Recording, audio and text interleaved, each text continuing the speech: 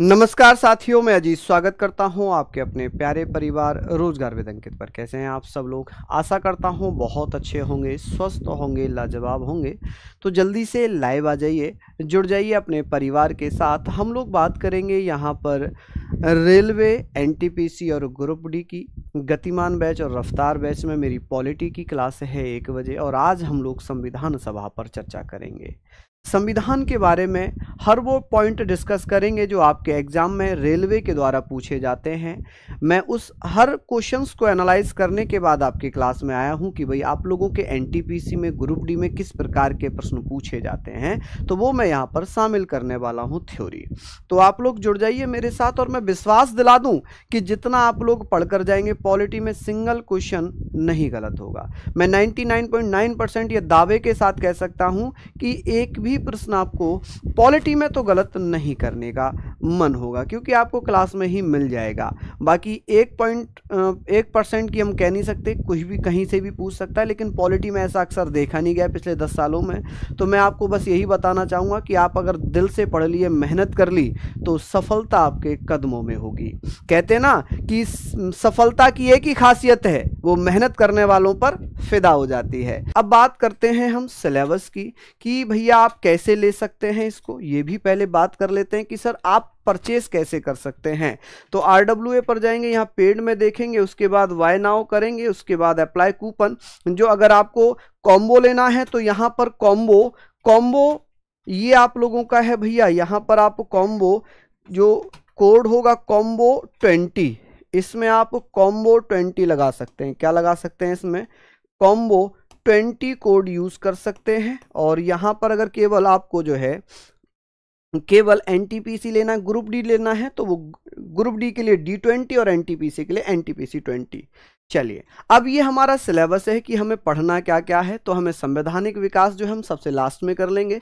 आज हम पढ़ेंगे संविधान सभा, फिर हम पढ़ेंगे उद्देशिका, उसके बाद हम पढ़ेंगे संघ एवं उसके राज्य क्षेत्र, फिर नागरिकता, मूल अधिकार पढ़ेंगे, राज्य की नीति निदेशक सिद्धांत, directive principle of state policy, जिसे हम DPSP के नाम से जानते हैं कि ये हमने किस देश से लिए हैं, कहाँ से कहाँ तक आते हैं। मूल कर्तव्य हम पढ़ेंगे, किस देश से लिए गए। राष्ट्रपति, उपराष्ट्रपति पढ़ेंगे, लोकसभा, राज्यसभा पढ़ेंगे। इसी में हम यहीं पर हम प्रधानमंत्री और मंत्री परिषद भी हम चर्चा कर लेंगे। चलिए, सारी चीज़ों को आप लोग ध्यान रखेंगे कि सर राज्य विधानमंडल पढ़ेंगे, जिसमें विधानसभा, विधान परिषद, राज्यपाल आएगा, वो पढ़ेंगे। स्थानीय स्वशासन, लोकल सेल्फ गवर्नमेंट, 73वां संविधान संशोधन, 74वां संविधान संशोधन बहुत ज़्यादा पूछा गया रेलवे में। ठीक है, इसका एक स्क्रीनशॉट चाहे तो आप ले सकते हैं। बाकी फिर हम आते हैं न्यायपालिका में। न्यायपालिका में जैसे आपका सुप्रीम कोर्ट है, हाई कोर्ट है, कि नंबर ऑफ हाई कोर्ट्स कितने हैं भारत में, कि कुल उच्च न्यायालयों की संख्या कितनी है। तो इस प्रकार के प्रश्न पूछे जाते हैं। आपका भैया महान्यायवादी, अटॉर्नी जनरल वर्तमान में कौन है, कौन से आर्टिकल में आता है, कौन नियुक्ति करता है, इस प्रकार के भी प्रश्न हम लोग पढ़ेंगे। फिर यहाँ पर हम निर्वाचन आयोग, कि भैया निर्वाचन आयोग, भारत का चुनाव आयोग किस किस के चुनाव कराता है, स्थानीय चुनाव किसके द्वारा कराए जाते हैं, चुनाव आयोग का कौन सा कार्य, जैसे एनटीपीसी में पूछा था कि निम्नलिखित में से चुनाव आयोग का कार्य नहीं है, स्थानीय चुनाव करवाना, राष्ट्रपति का चुनाव करवाना, उपराष्ट्रपति का चुनाव करवाना, लोकसभा का चुनाव कराना, तो स्थानीय चुनाव आयोग है ना। तो स्थानीय चुनाव आयोग स्थानीय चुनाव कराता है। और स्थानीय चुनाव आयोग हम किसको कह सकते हैं? राज्य चुनाव आयोग को। राज्य चुनाव आयोग स्थानीय चुनाव कराता है, ये हम पढ़ते हैं। यहाँ पर हम बात करेंगे कंट्रोलर एंड ऑडिटर जनरल की, संघ लोक सेवा आयोग, यूपीएससी पढ़ेंगे, वित्त आयोग पढ़ेंगे, राजभाषा बहुत इंपॉर्टेंट है कि संविधान में कुल कितनी भाषाएं थीं, वर्तमान में कितनी भाषाएं हैं। इमरजेंसी प्रोविजंस पढ़ेंगे, आपातकाल से संबंधित चीजें हम पढ़ेंगे, राष्ट्रपति कब कब राष्ट्रीय आपातकाल लगाता है, राष्ट्रपति शासन कब लगता है, वित्तीय आपातकाल कब लग सकता है, संविधान संशोधन हम पढ़ेंगे। ठीक है, तो यहाँ पर आप लोग आ जाइएगा, सारी चीजों को हम लोग यहाँ पर पढ़ते हुए चलेंगे। अब बात करते हैं हम यहाँ पर, हमारा जो टॉपिक है वो है संविधान। यहाँ पर हम बात कर रहे हैं संविधान की, हम बात कर रहे हैं कॉन्स्टिट्यूशन की। हम कॉन्स्टिट्यूशन के बारे में हम पढ़ेंगे कि सर ये कॉन्स्टिट्यूशन है क्या, संविधान क्या है। तो पहले तो हम इसको समझेंगे कि भाई संविधान होता क्या है। संविधान होता क्या है, ये क्या कुछ कहीं घर वगैरह है, कोई बिल्डिंग है, कोई किताब है, क्या है? तो आप कहेंगे सर संविधान एक किताब है, संविधान एक बुक है जिसे हम कानूनों और नियमों का संग्रह कहते हैं।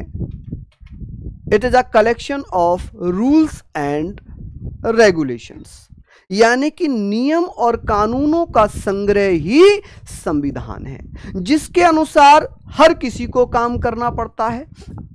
राष्ट्रपति हो, उपराष्ट्रपति हो, आप हो, मैं हूं, आम नागरिक है, कोई भी व्यक्ति है, वो संविधान के दायरे में रहकर ही काम करेगा। हमारा देश परफेक्टली चल रहा है। क्यों? आप ये जानते होंगे, जब भी कभी कोई बहस होती है, डिबेट होती है लोकसभा में, राज्यसभा में, तो आप कहते हैं ना कि संविधान की धज्जियां उड़ा रखी है, इन्होंने संविधान को फॉलो नहीं किया, इन्होंने संविधान को नहीं माना। तो ये सारी चीजें क्यों? क्योंकि हमारे देश में सर्वोपरि क्या है? संविधान है। हर किसी को संविधान के दायरे में रहकर कार्य करना पड़ता है। तो आप कहेंगे संविधान एक किताब है जो नियम और कानूनों का संग्रह है। Constitution is a book, it is a collections of rule and laws. आप कहेंगे सर संविधान क्या है? संविधान एक किताब है। आप कहेंगे सर यह एक किताब होगी। आप कहेंगे सर ये क्या है? ये एक किताब है। ठीक है, क्या है? किताब है। वॉइस तो प्रॉपर आ रही होगी, वॉइस नहीं आ रही क्या? बताएं आप पहले, वॉइस आ रही है क्या? वॉइस में प्रॉब्लम तो नहीं है? वॉइस में प्रॉब्लम तो नहीं हो रही है आप लोगों को? एक बार बताएं, सुन के देख लो ना। चलिए, आप कहेंगे सर इसमें नियम और कानूनों का संग्रह है। आप कह सकते हैं यह है नियम एवं कानूनों का संग्रह है। नियम एवं कानूनों का संग्रह है। नियम एवं कानूनों का संग्रह है। यहां तक आप लोग इसको पढ़ना, कानूनों का संग्रह है। क्या है भैया? कानूनों का संग्रह। पहले तो हमें यह पता होना चाहिए कि भाई संविधान क्या है। तो आप कहेंगे सर ये क्या है भैया? It is a book. आप कहेंगे सर ये क्या होगा? It is a book. तो आप कहेंगे sir it is a book, and आप कहेंगे it is a collection of, या ऐसे इसको मत लिखो, इतनी वो मत लिखो, शॉर्ट में मैं लिखवा देता हूं। शॉर्ट में मैं बता देता हूं कि ये नियमों एवं कानूनों का संग्रह है। नियमों एवं कानूनों का संग्रह है। नियमों एवं कानूनों का संग्रह है। ठीक है जी, नियमों एवं कानूनों का संग्रह है। इसी के अनुसार तो सबको काम करना पड़ेगा। तो आप कहेंगे it is a collection of, it is a collection of, क्या हो जाएगा? It is a collection of law and rule. आप कहेंगे सर क्या हो जाएगा? नियमों एवं लॉज एंड रूल्स, कि भैया कानूनों और नियमों का संग्रह है, यानी कि हर किसी व्यक्ति को संविधान के दायरे में रहकर काम करना पड़ेगा। अब बात यह आती है कि संविधान जो है ये किसके दिमाग की उपज है? सर्वप्रथम संविधान शब्द का प्रयोग किसने किया था? ये क्वेश्चन बहुत महत्वपूर्ण है। ऐसे क्वेश्चन पूछा जाएगा कि संविधान जो उपज है ये किसके दिमाग की है? किसने सबसे पहले इस शब्द का प्रयोग किया था? तो एक व्यक्ति था, एक जुरिस्ट था, जो ब्रिटेन का रहने वाला था, लंदन का रहने वाला था, जिसका नाम था सर हेनरी मैन। क्या नाम था जी? Sir Henry man. तो संविधान जो शब्द है, इस शब्द का यूज सबसे पहले किसने किया? शब्द का प्रयोग, कि भैया ये बताएंगे कि सर इस संविधान शब्द का प्रयोग, यूज ऑफ दिस वर्ड, आप कहेंगे यूज ऑफ दिस वर्ड, कि इस शब्द का प्रयोग किसके द्वारा किया गया है? आप ऐसे करके बता सकते हैं दिस वर्ड। तो ऐसे करके आप बताएंगे सर एक कानूनविद हुआ करता था, एक भैया आप कहेंगे एक कानूनविद था, कानूनविद, जिसका नाम क्या है? कानूनविद आप कह सकते हैं, कानूनविद जिसका नाम है भैया कानूनविद को जुरिस्ट बोलते हैं। क्या बोलते हैं? जुरिस्ट। क्या नाम था? Sir Henry man. क्या नाम है? Sir Henry man.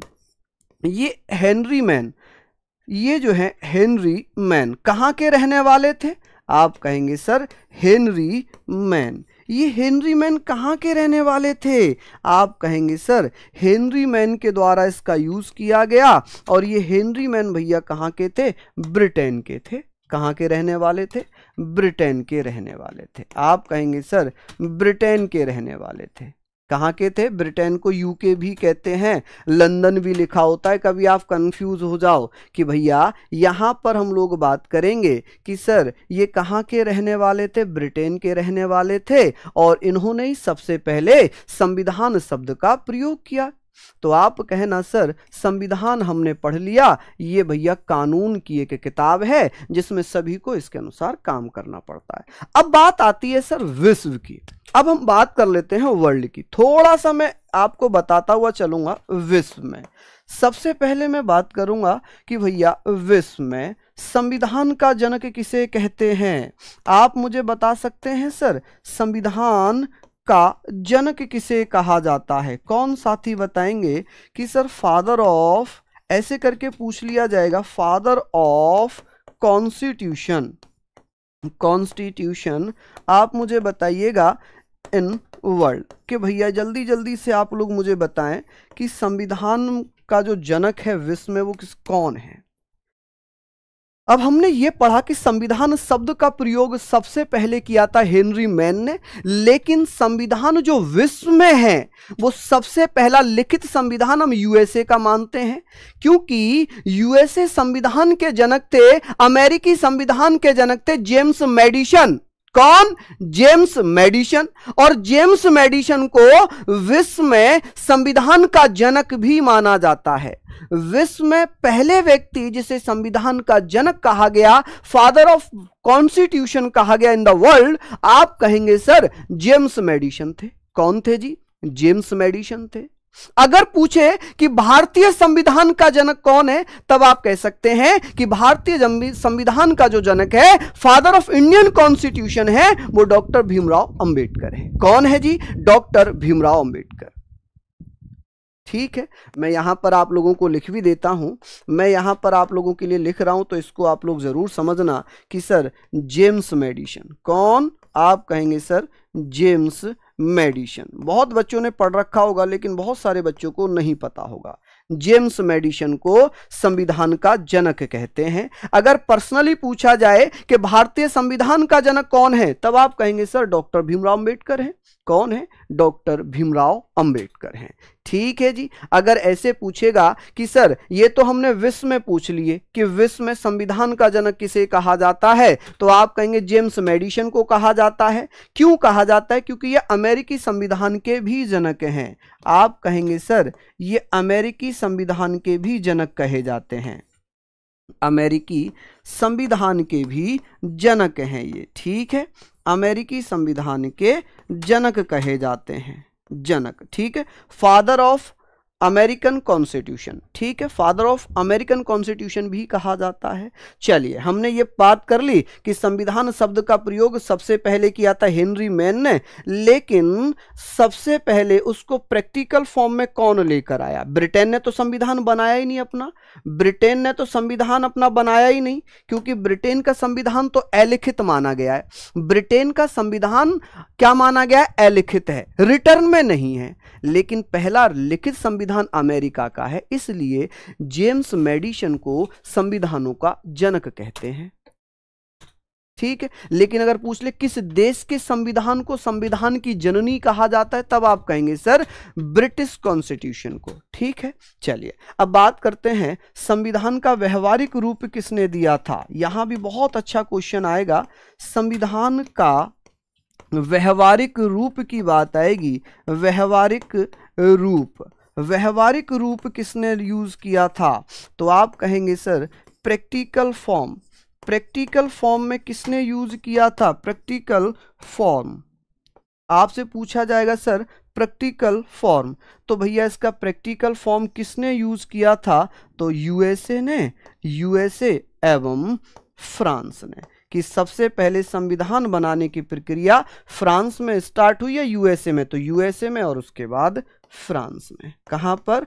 अमेरिका और फ्रांस में। लेकिन अगर हम बात करते हैं कि भारत में संविधान की सबसे पहली मांग कब होती है, भारत में संविधान की मांग कब हुई, संविधान सभा की मांग कब हुई, किस विधेयक के माध्यम से? अभी तो मैं भारत में आया ही नहीं, अभी मैं केवल क्या पढ़ा रहा हूं कि भाई संविधान का जो मोटा मोटा एक इंट्रोडक्शन है, ठीक है, ये हम पढ़ लेंगे कि सर प्रैक्टिकल फॉर्म किसका? तो कॉन्स्टिट्यूशन का।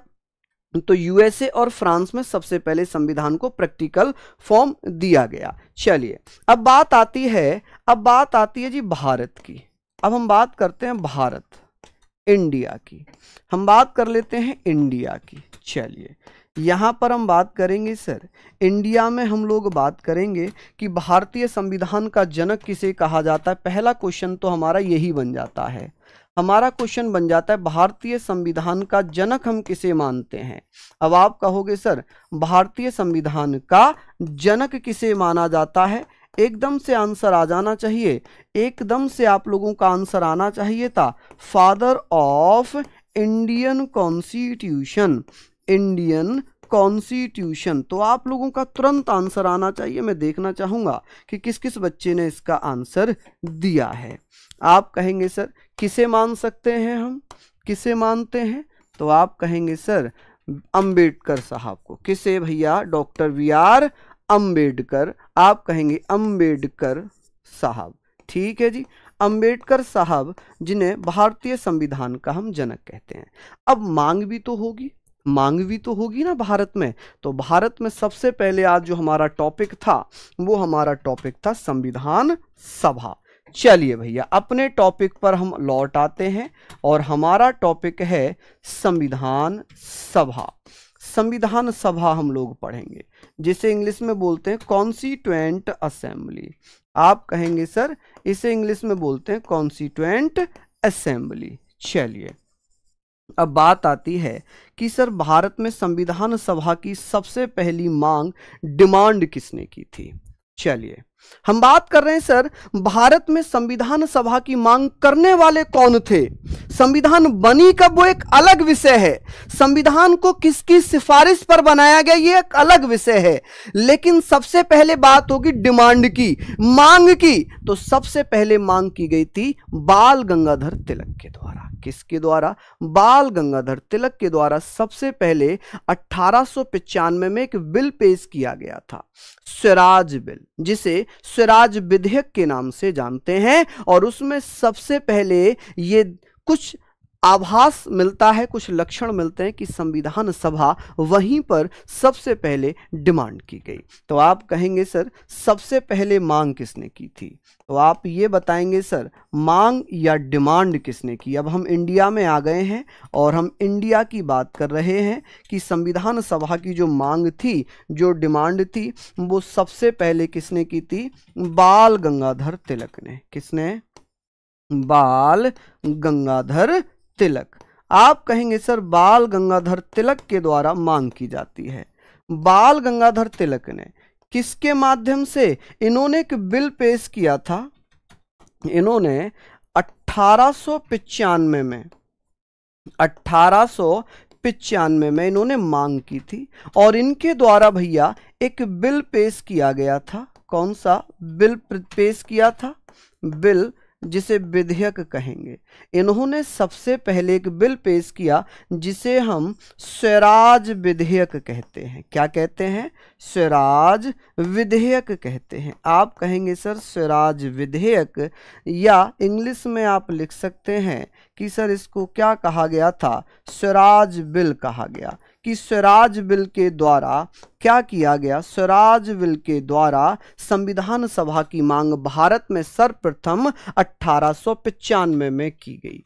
कब की गई? 1895 में। चलिए अब यहां से थोड़ा सा आगे बढ़ेंगे, थोड़ा सा आगे बढ़ेंगे। आपने कांग्रेस का एक अधिवेशन पढ़ा होगा कि सर एक अधिवेशन हुआ था 1917 में। 1917 में एक अधिवेशन चल रहा था जिसे कानपुर अधिवेशन कहते हैं। कानपुर अधिवेशन की अध्यक्ष हुआ करती थी डॉक्टर एनी बेसेंट। कौन? Doctor Annie Besant. Doctor Annie Besant ने यह कहा कानपुर अधिवेशन में कि भारत का एक नियम कानून होना चाहिए, जिसके लिए संविधान होना चाहिए, और संविधान लिखने के लिए एक संविधान सभा होनी चाहिए। यह सबसे पहले कांग्रेस के अधिवेशन में डॉक्टर एनी बेसेंट ने अपनी बात रखी। किसने? एनी बेसेंट ने अपनी बात रखी। और डॉक्टर एनी बेसेंट कांग्रेस की पहली महिला अध्यक्ष भी बनी। यह भी आपको पता होना चाहिए कि सर किसके, तो आप कहेंगे sir doctor Annie Besant Congress की पहली महिला अध्यक्ष भी थी। अगर पूछे पहली भारतीय महिला अध्यक्ष कौन थी कांग्रेस की? सरोजिनी नायडू 1925, है ना। चलिए, तो हम कहेंगे सर, यहां पर हमने पढ़ लिया, हम कहेंगे 1917 में डॉक्टर एनी बेसेंट द्वारा मांग की गई थी। मैं किसने भैया? आप कहेंगे सर डॉक्टर एनी बेसेंट के द्वारा, एनी बेसेंट द्वारा। हालांकि कांग्रेस ने इनको बहुत ज्यादा सीरियस लिया नहीं, इनकी मांग को, द्वारा मांग कर दी, द्वारा मांग की। ठीक है जी, चलिए, द्वारा मांग की। ठीक है, चलिए, इसके बाद क्या होता है? इसके बाद भैया 1922 की बात होगी। किसकी बात होगी? 1922 की बात होगी। महात्मा गांधी ने कहा कि भारतीय संविधान भारतीयों की इच्छा के अनुसार होना चाहिए, according to Indians. Indian constitution will be according to the Indians, कि भाई भारतीयों के अनुसार होना चाहिए, और उसके लिए भारत के लोग ही एक संविधान सभा बनाएंगे। तो महात्मा गांधी ने कहा कि भारतीय संविधान भारतीयों की इच्छा के अनुसार होना चाहिए। तो इसमें गांधी जी ने क्या कहा था? गांधी जी ने कहा भारतीय संविधान भारतीयों के अनुसार ही होगा। भारतीय संविधान, इंडियन कॉन्स्टिट्यूशन किसके अनुसार होगा? भारतीय संविधान भारतीयों के अनुसार ही होना चाहिए, या होगा भारतीयों के अनुसार होगा, के अनुसार होगा। क्या होगा जी? भारतीय के अनुसार होगा। ये किसने कहा था? महात्मा गांधी ने। इन्होंने कहा इंडियन कॉन्स्टिट्यूशन, इन्होंने कहा इंडियन कॉन्स्टिट्यूशन, भैया हिंदी इंग्लिश दोनों भाषाओं में लिख रहा हूं, constitution will be according to the Indians. आप कहेंगे sir according to the Indians, कि भाई भारतीयों की इच्छा अनुसार ही होना चाहिए, कि भारत का संविधान जब भारत का होगा तो भारत के लोग बनाएंगे, और ये भारतीयों के अनुसार ही होना चाहिए। ठीक है जी, समझ रहे हैं आप? इंग्लिश में भी भैया लिख तो रहा हूं, हर जगह इंग्लिश लिख रहा हूं, बताइए कोई सिंगल शब्द। अब बाल गंगाधर तिलक है तो क्या इसको इंग्लिश में बाल गंगाधर तिलक लिखूं? वो जरूरत नहीं है, वो जरूरत नहीं है। चलिए आगे बात करते हैं। नाम तो बेटा आप लोग भैया हिंदी में अगर एनी बेसेंट है तो इंग्लिश में भी एनी बेसेंट ही लिखा जाएगा। आई होप आपने ये लिख लिया होगा। तो सबसे पहले मांग हो गई थी 1895 में, किसके द्वारा? बाल गंगाधर तिलक के द्वारा। कौन सा बिल पेश किया था? स्वराज विधेयक पेश किया। चलिए, अब बात आ जाती है जी, यहां पर अगर मैं बात करूंगा आप लोगों से, यहां पर बात कर लेते हैं कि सर उसके बाद 1924 में स्वराज पार्टी के द्वारा, किसके द्वारा? आप कहेंगे सर स्वराज पार्टी द्वारा संविधान सभा की मांग की गई। स्वराज पार्टी द्वारा संविधान सभा की मांग की गई, संविधान सभा की मांग की गई, ठीक है जी, मांग की। तो आप कहेंगे भैया डिमांड, आप कहेंगे सर यहां पर भी आप लोग लिख सकते हैं कि भैया किसकी मांग की गई थी? डिमांड द कॉन्स्टिट्यूएंट असेंबली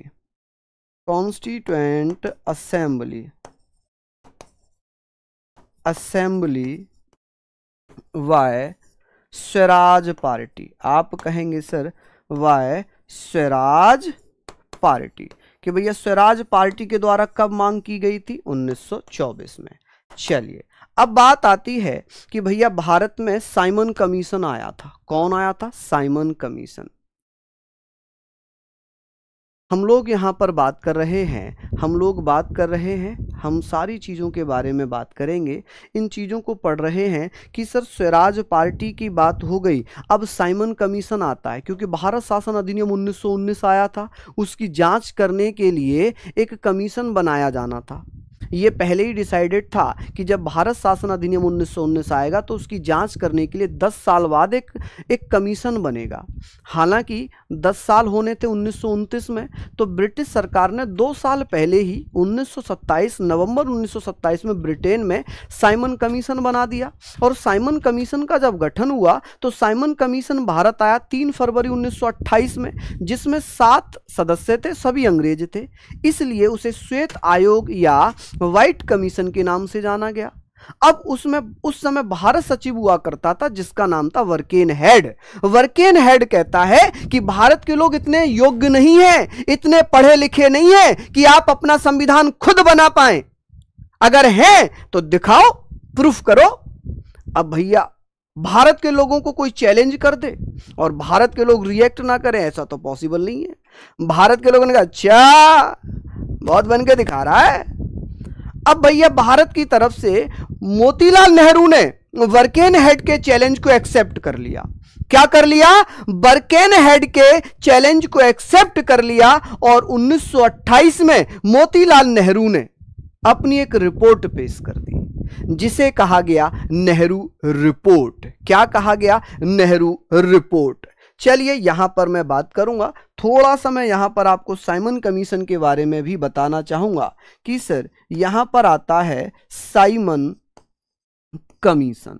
यह पढ़ना जरूरी है साइमन कमीशन, क्योंकि ऐसा कहा जा रहा है, ऐसा इतिहासकार और जो कानून के जानकार हैं कमीशन, वो ये कहते हैं कि संविधान की नींव यहीं से रखी गई है, संविधान की नींव यहीं से रखी गई है। साइमन कमीशन, उन्होंने कहा कि संविधान की जो नींव रखी गई है ना, एक्चुअल में वो साइमन कमीशन से रखी गई है। क्यों ऐसा कहा गया कि भैया इसका गठन कब हुआ? तो आप कहेंगे सर फॉर्मेशन, कि भैया इसका फॉर्मेशन कब है, गठन कब हुआ है, फॉर्मेशन, तो आप कहेंगे सर इसे बनाया गया नवंबर 1927 में, और इसका गठन होता है ब्रिटेन में। कहां पर बनाया गया इसे? तो आप कहेंगे सर इसे बनाया गया था ब्रिटेन में। कहां पर गठित कर दिया गया? ब्रिटेन में। साइमन कमीशन भारत कब आया? भारत, आप कहेंगे सर भारत में कब आता है ये? In India. तो आप कह देना कि सर भारत में इन इंडिया। तो अगर ऐसे पूछा जाएगा कि सर इन इंडिया ये कब आया था, भारत में कब आया, तो आप कहेंगे सर ये, प्लीज वेट कर लो बेटा 1 सेकेंड।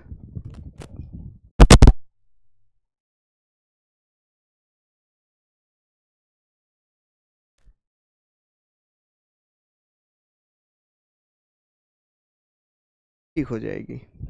अभी आपकी माइक की प्रॉब्लम ठीक हो गई होगी, ठीक हो गई होगी। चलिए हम लोग यहाँ पर बात करेंगे, सर ये कब आता है? आप कहेंगे सर 3 फरवरी 1928 में भारत आता है। कहाँ आता है? भारत आ जाता है। चलिए बहुत बढ़िया, शानदार। चलिए यहां पर हम लोग बात कर रहे हैं, इन चीजों को हम लोग पढ़ लेंगे। हमने ये पढ़ लिया, साइमन कमीशन के बारे में बात कर रहे हैं। यहां पर 3 फरवरी 1928 हम लोग पढ़ के चल रहे हैं, और ये सारी चीजें हैं कि भैया ये बताएं कि इसका अध्यक्ष कौन था। मैंने कहा ना कि इसने चैलेंज किया था, और आप जानते हैं कि भारतीयों को कोई चैलेंज कर दे और भारत रिएक्ट ना करे तो ऐसा तो पॉसिबल ही नहीं है।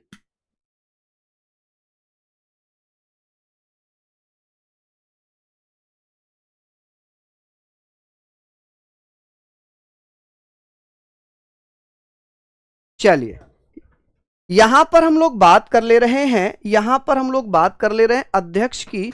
तो आप कहेंगे सर यहां पर हम बात करेंगे चेयरमैन कौन था, तो आप कहेंगे सर जॉन अल्सरब्रूक। इसका पूरा नाम है सर जॉन अल्सरब्रूक। अल्सर ब्रूक, ठीक है जी, अल्सर ब्रूक आप लोग कह सकते हैं कि सर इसका पूरा नाम था अल्सर ब्रूक, ठीक है जी। चलिए, अल्सर ब्रूक यहां पर इसका पूरा नाम हो जाएगा। अब बात ये आ गई सर, अल्सर ब्रूक था, इसमें टोटल सदस्य कितने थे, इसमें कुल सदस्य कितने थे, सदस्य, तो यहां पर आप लोग बताएंगे सर सदस्य कितने होंगे, सदस्य की बात होगी तो आप लोग बताएंगे सर टोटल सदस्य। चलिए, तो आप कहेंगे सर इसमें टोटल मेंबर्स कितने थे, टोटल मेंबर्स यहां पर आप कहेंगे सर 7। अच्छा, इसे और क्या क्या कहा गया था, इसे क्या क्या कहा जाता है, अन्य नाम क्या है इसके, ऐसे भी पूछ लेगा आप लोगों से, अन्य नाम, तो आप कहेंगे सर इसे अदर नाम क्या क्या हो सकते हैं, अदर नेम।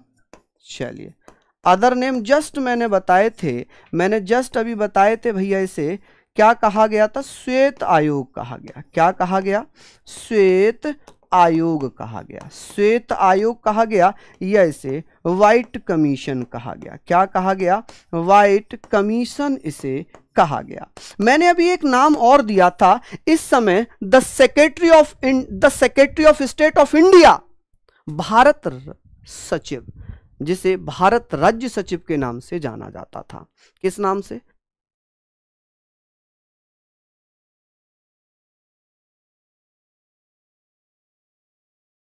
चलिए हम लोग यहां पर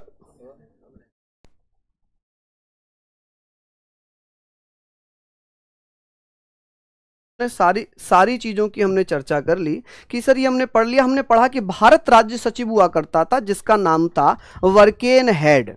वर्केन हेड के बारे में हम लोग चर्चा करेंगे कि वर्केन हेड की चर्चा जब होगी तो आप कहेंगे सर उसने भारत के लोगों को चैलेंज किया। और इस समय मैं बता दूं आपको राज्य सचिव कौन था या भारत सचिव कौन था, भारत सचिव जल्दी से बता सकते हैं क्या, भारत सचिव जिसे द स्टेट ऑफ सेक्रेटरी, जिसे the secretary of state of India कहा जाता था। ये इतना लंबा चौड़ा लिखा जाता है इंग्लिश में, और उसका नाम था वर्केन हेड, वर्केन हेड। इसने भैया क्या कहा, इसने कहा ने क्या किया भैया, इसने कहा कि अगर आप लोग इतने कैपेबल हैं कि अपना संविधान खुद बना सकते हैं तो बनाकर जरा दिखाओ, बनाकर दिखाओ। तो इसके चैलेंज को एक्सेप्ट किया मोतीलाल नेहरू ने, और मोतीलाल नेहरू ने 1928 में एक रिपोर्ट पेश कर दी। मोतीलाल नेहरू ने इसके चैलेंज को एक्सेप्ट किया, और 1928 में मोतीलाल नेहरू ने रिपोर्ट चेंज कर दी। किसने भैया, मोतीलाल नेहरू, नेहरू ने नेहरू रिपोर्ट पेश कर दी। क्या पेश कर दी भैया, नेहरू रिपोर्ट। कि भैया नेहरू रिपोर्ट किसने पेश की थी, आप कहेंगे सर नेहरू रिपोर्ट किसके द्वारा पेश की गई थी, तो भैया 1928 में नेहरू रिपोर्ट किसने पेश कर दी थी, जल्दी जल्दी से बता सकते हैं आप कि मोतीलाल नेहरू ने, पंडित जवाहरलाल नेहरू के पिता थे। ठीक है, चलिए चलिए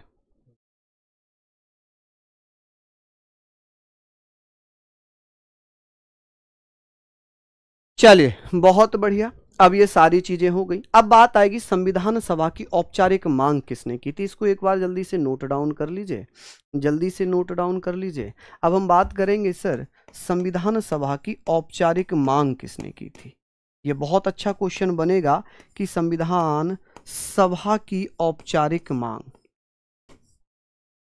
ये बहुत अच्छा क्वेश्चन बन जाएगा। औपचारिक मांग किसने की थी, औपचारिक मांग कि भैया formal demand of constituent assembly. देखिए बात है 1934 की।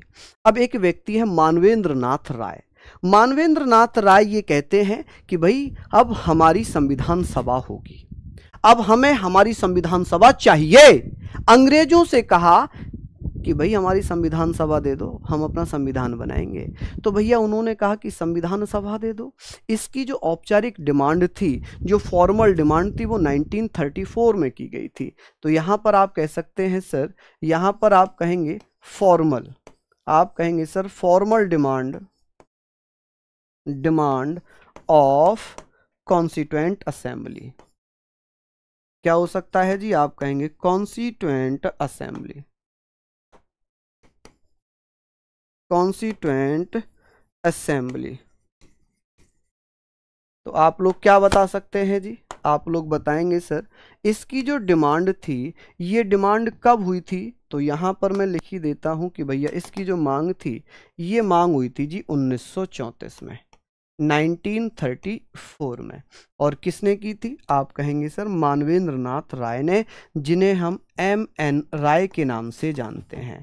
बहुत सारा यहाँ पर पूछेंगे बच्चे कि इनका पूरा नाम क्या है, मैं लिख देता हूँ जी, मानवेंद्र नाथ राय, मानवेंद्र नाथ राय। ठीक है जी, मानवेंद्र नाथ राय। चलिए कि सर अब ये बताइए फिर कांग्रेस ने कब की थी, फिर कांग्रेस ने कब की थी? तो ये सारी चीजें आप लोग बताएंगे। चलिए, स्वराज पार्टी 1923 में बनी थी, स्वराज पार्टी 1923 में बनी थी। अब बहुत सारे लोग कहते हैं कि सर नहीं कांग्रेस ने की थी। ना भैया ना, कांग्रेस ने इसी फॉर्मल डिमांड को, इसी औपचारिक मांग को आधिकारिक मांग बना लिया, इसको ऑफिशियल डिमांड बना दिया। क्या बना दिया जी इसको? आप कहेंगे सर इसको आधिकारिक मांग किसने बना दिया था? इसे आधिकारिक मांग किसने बनाया था?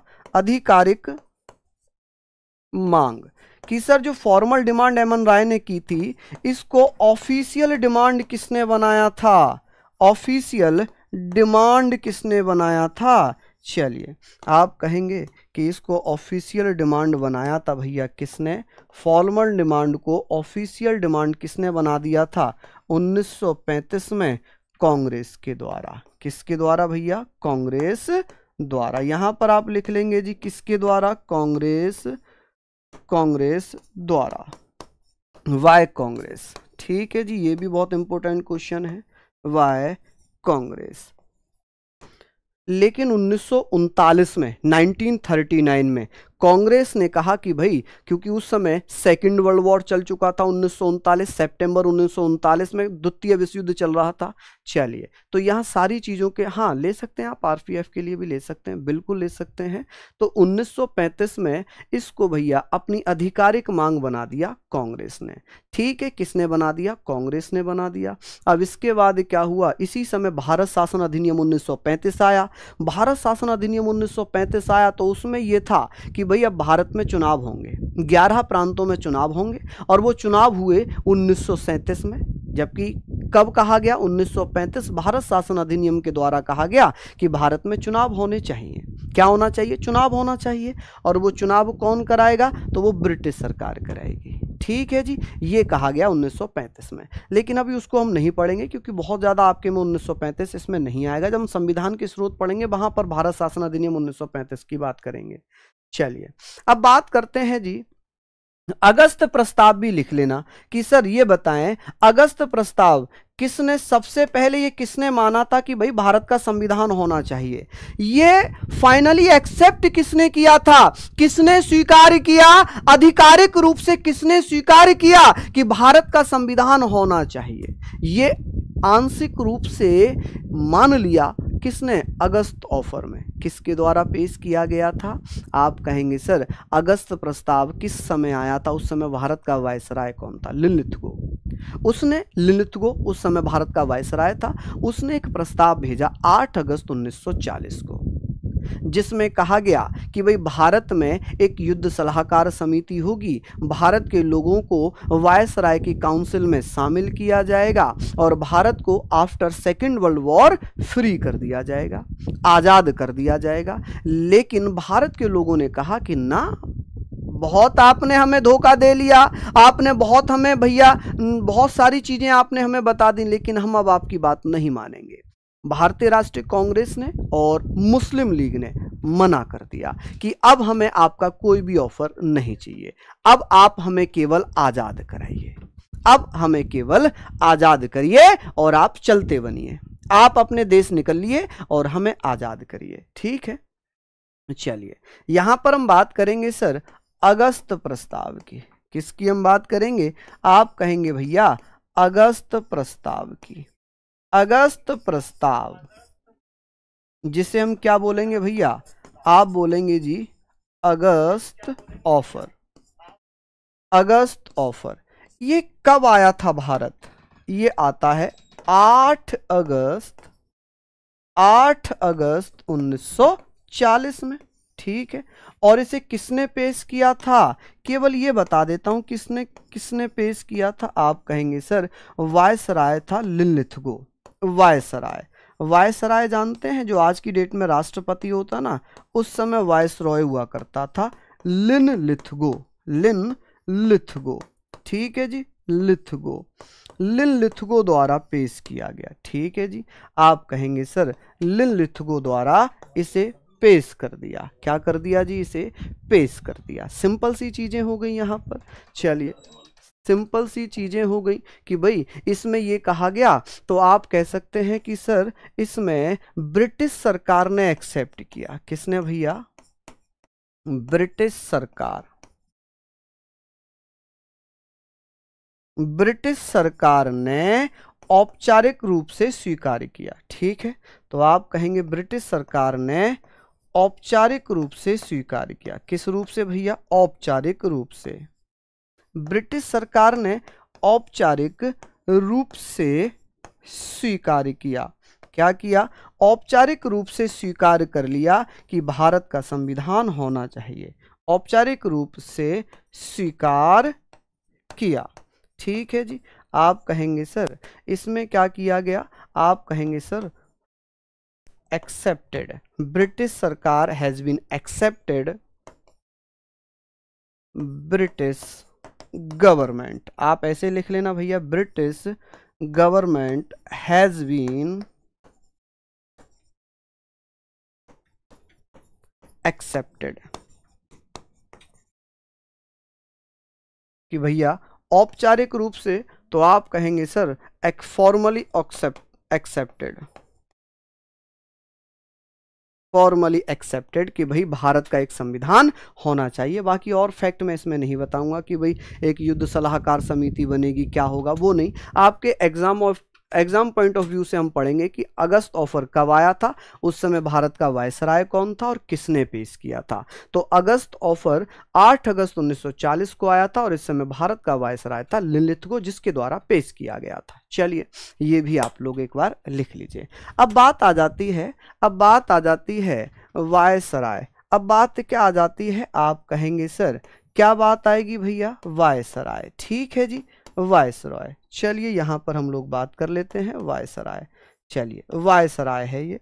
अब वायसराय होगा, इसको मत लिखना कुछ भी, ये कुछ नहीं है, तो वायसराय हो जाएगा यहां पर। ठीक है, चलिए आगे बात करते हैं। इतना आप लोगों ने लिखा। अब हम बात करते हैं क्रिप्स मिशन की। ये तो चला जाता है, क्रिप्स मिशन भारत आता है। कौन भारत आता है जी? क्रिप्स मिशन भारत आएगा। कौन भारत आएगा? Cripps mission. अब क्रिप्स मिशन की हम लोग बात करेंगे कि भैया क्रिप्स मिशन कब भारत आया था। क्रिप्स मिशन देखिए ये क्यों भारत आया था और इसे गांधी जी ने क्या कहा था, ये भी इंपॉर्टेंट बन जाता है। मार्च 1942 में, मार्च 1942 में क्रिप्स मिशन, स्टेफोर्ड एक व्यापार बोर्ड का अध्यक्ष हुआ करता था, क्रिप्स, स्टेफोर्ड क्रिप्स, उसके नेतृत्व में ब्रिटिश सरकार ने क्या किया? ब्रिटिश सरकार ने क्या किया है कि भैया एक आयोग, एक मिशन, क्रिप्स मिशन के नाम से भारत भेजा, जिसका चेयरमैन था स्टेफोर्ड क्रिप्स। ये भारत आया, इसने भी सेम वही चीजें थी कि हम आपको आजाद कर देंगे, आप जो है हमारा साथ दीजिए सेकेंड वर्ल्ड वॉर में। इसे मुस्लिम लीग ने और भारतीय राष्ट्रीय कांग्रेस ने रिजेक्ट कर दिया कि नहीं भाई, अब जब तक हमें आजाद नहीं करोगे हम आपसे कोई बात नहीं करेंगे, हम आपसे कोई सिंगल चर्चा किसी बात पर नहीं करेंगे। चलिए तो यहां पर हमने पढ़ा कि सर ये कब आता है। आप कहेंगे सर मार्च 1942 में। ये कब आया? मार्च 1942 में। चलिए बहुत बढ़िया। अब भैया इसका अध्यक्ष कौन था? इसका अध्यक्ष कौन था? आप कहेंगे सर इसका अध्यक्ष या चेयरमैन कौन था? अध्यक्ष को ही चेयरमैन कहा जाता है, चेयरमैन। आप कहेंगे स्टेफोर्ड क्रिप्स। कौन था? स्टेफोर्ड क्रिप्स था। चलिए भैया, कौन था? स्टेफोर्ड क्रिप्स था। आप कहेंगे स्टेफोर्ड क्रिप्स ये कौन था? ये व्यापार बोर्ड का अध्यक्ष हुआ करता था, ठीक है, हेड ऑफ व्यापार बोर्ड। चलिए, या आप कह सकते हैं ट्रेड बोर्ड का अध्यक्ष हुआ करता था ये। अब इसे भारत भेज दिया, लेकिन कांग्रेस ने, मुस्लिम लीग ने इसे एक्सेप्ट नहीं किया। आप कहेंगे सर इसकी जो रिकमेंडेशन थी, रिकमेंडेशन, कि भैया इसकी जो रिकमेंडेशन थी, सिफारिशें थी, उनको किसने नहीं माना? रिकमेंडेशन, सिफारिशों को किसने नहीं माना था? सिफारिशें। आप कहेंगे सर सिफारिशों को कांग्रेस ने, कांग्रेस जो भारतीय राष्ट्रीय कांग्रेस थी, जिसे हम इंडियन नेशनल कांग्रेस कह सकते हैं, कांग्रेस एवं मुस्लिम लीग ने नहीं माना। आप कहेंगे सर किसने नहीं माना? मुस्लिम लीग, कि भैया मुस्लिम लीग द्वारा नहीं माना गया, मुस्लिम लीग द्वारा नहीं माना, द्वारा स्वीकार नहीं किया। क्या नहीं किया भैया? स्वीकार नहीं किया, नहीं किया, ठीक है, यानी कि स्वीकार नहीं किया, एक्सेप्ट नहीं किया, ठीक है जी, एक्सेप्ट नहीं किया। यहां पर हम लोग चीजों को लिख लेंगे, नहीं किया। चलिए, ये सारी चीजें हम लोग पढ़ रहे हैं, इसको आप लोगों ने लिख लिया।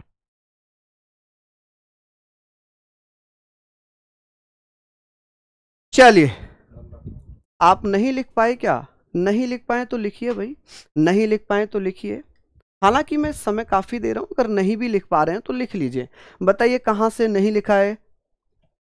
चलिए बताइए कहां तक आपने लिख लिया है? ये तो लिख लिया होगा, ये तो आपने लिख ही लिया होगा, साथ के साथ आपने ये भी लिख लिया होगा कि भैया इसको नहीं माना। लेकिन अब गांधी जी का यहाँ पर एंट्री है, गांधी जी अभी यहाँ पर एंट्री करेंगे और गांधी जी कहेंगे कि जो क्रिप्स मिशन है ये भैया बीते समय का चेक है, पोस्ट डेटेड चेक है, ठीक है, उत्तर तिथीय चेक है। किसने कहा था कि भैया क्रिप्स मिशन उत्तर तिथीय चेक, बीते समय का चेक, उत्तर दिनांकित चेक या पोस्ट डेटेड चेक है? आप कहेंगे महात्मा गांधी ने कहा था, ठीक है। यहां पर लो नोट करके लिखना, नोट, नोट। तो आप कहेंगे सर गांधी जी ने क्या कहा था इसे?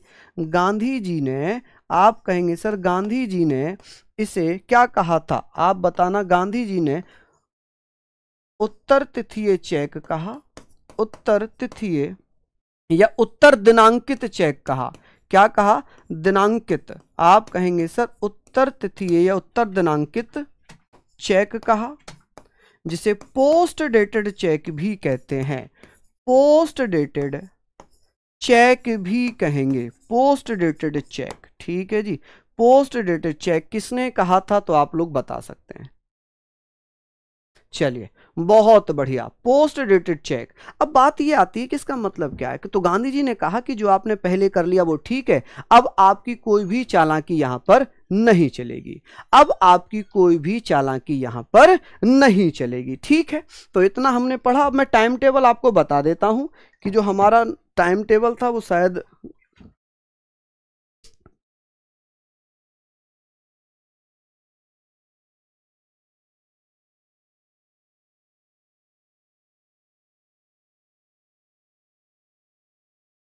चलिए देखिए, ये रफ्तार बैच का टाइम टेबल है हमारा, इसका आप चाहें तो एक स्क्रीनशॉट ले सकते हैं। चलिए, ये अभी गतिमान बैच का भी टाइम टेबल हम लगा रहे हैं, वो भी आप लोग देख सकते हैं। ये हमारा जो है गतिमान बैच का टाइम टेबल है, इसको आप लोग देख सकते हैं, ठीक है जी। चलिए, तो ये आप लोगों ने पढ़ा और यहीं से कल हम कैबिनेट मिशन से शुरू करेंगे। और मैं विश्वास दिला दूं कि आपके एनटीपीसी ग्रुप डी में पॉलिटी का तो कोई सिंगल क्वेश्चन नहीं आप छोड़ेंगे, क्योंकि सारे फैक्ट मैं यहीं पर करा दूंगा। इसका भी एक स्क्रीनशॉट आप लोग ले सकते हैं, ठीक है। चलिए, तो फिर मिलते हैं आप लोगों से। अभी आपकी सेकंड क्लास हो जाएगी, ठीक है। अभी 2 बजे आपकी रीजनिंग की क्लास होगी, तो इसमें भी आप जरूर जुड़िएगा। धन्यवाद, नमस्कार, जय हिंद, जय भारत।